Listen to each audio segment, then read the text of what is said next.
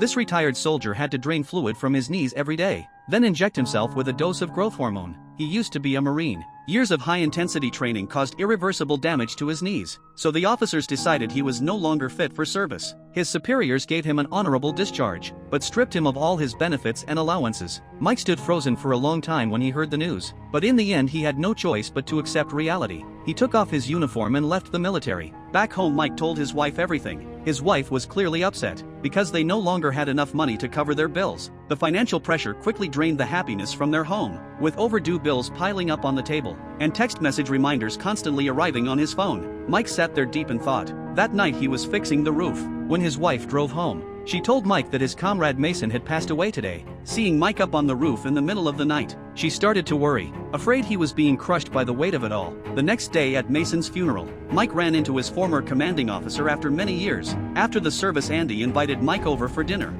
Mike followed him to his new home. The spacious living room and luxurious furniture caught him off guard. After dinner, Andy and Mike talked about how life had been. Mike said he was bankrupt and desperate for a job, so Andy offered to introduce him to his boss. The next day, Andy drove Mike to the estate of a private contractor named George, and introduced Mike to his employer George.